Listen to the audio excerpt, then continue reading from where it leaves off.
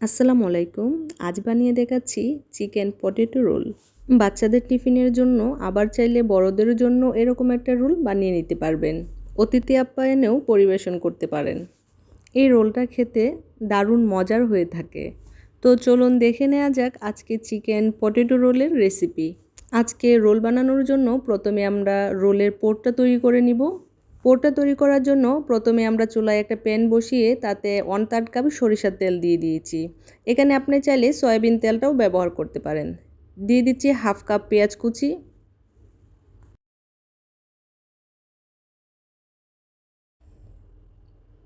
দিয়ে দিচ্ছি 1 চা চামচ রসুন বাটা, 1 চা চামচ আদা বাটা আর 1/2 চা চামচ সয়া সস।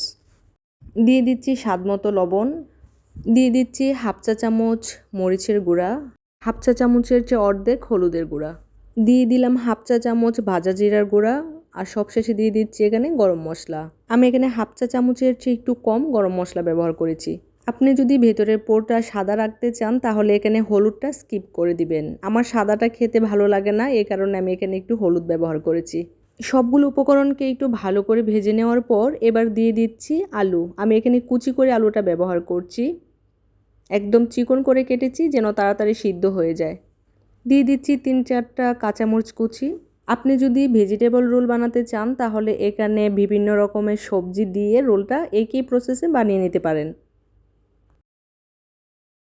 আমার পোরটা ভাজা হয়ে গিয়েছে এবং আলুটাও ভালোভাবে সিদ্ধ হয়ে গিয়েছে। এবার এটাকে আমি নামিয়ে নিচ্ছি। এবার একটা বাটিতে নিয়ে নিচ্ছি 1 কাপ ময়দা, স্বাদ মতো দিয়ে দিচ্ছি লবণ আর একটা ডিম দিয়ে দিচ্ছি। এবার এখানে 1/2 কাপ পানি ব্যবহার করছি। আমি পানিটা দিয়ে ভালো করে ডিমটার সাথে ময়দাটাকে মিক্সড করে নিচ্ছি। আপনি চাইলে এখানে পানির পরিবর্তে লিকুইড দুধটাও ব্যবহার করতে পারেন, তাহলে রোলটা খেতে আরও বেশি ভালো লাগবে। আমার এখানে পানি লেগেছে 1/2 কাপের চেয়ে একটু বেশি। পাতলা একটা গোলা তৈরি করে নিয়েছি। গোলাটা এরকম পাতলা হতে হবে।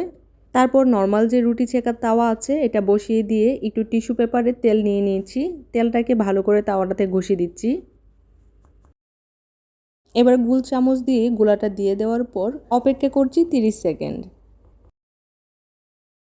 আর এভাবে করে আজকে সবগুলো রোলের রুটি বানিয়ে নিয়েছি।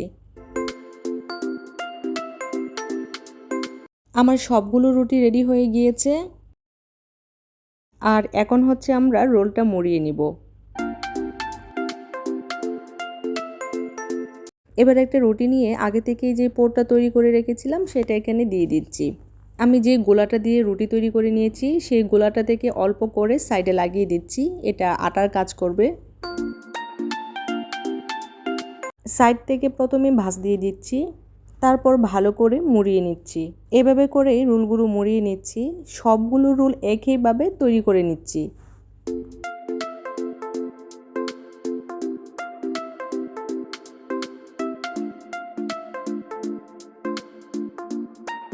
এবার একটি বড় সাইজের বাটিতে আমি ব্রেড ক্রাম্বস নিয়েছি, আরেকটি বাটিতে আমি ডিম নিয়েছি। ডিমটাকে ভালো করে ফাটিয়ে নিচ্ছি।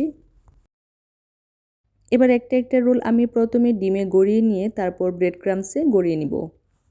আপনাদের হাতের কাছে ডিমটা না থাকলে এখানে আটাটাও ব্যবহার করতে পারেন।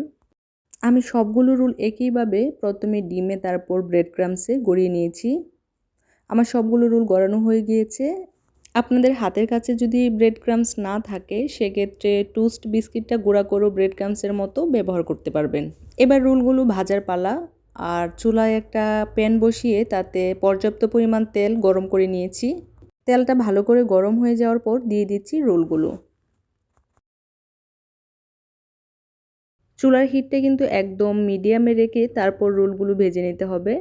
চাইলে অতিথি আপ্যায়নেও কিন্তু এই রোলটা বানিয়ে পরিবেশন করতে পারেন। আমার এই সহজ রেসিপিটি যদি ভালো লেগে থাকে তাহলে আমার চ্যানেলটি সাবস্ক্রাইব করে দিবেন। সবাই ভালো থাকবেন, সুস্থ থাকবেন। দেখা হবে ইনশাআল্লাহ নতুন কোনো রেসিপি নিয়ে। আল্লাহ হাফিজ।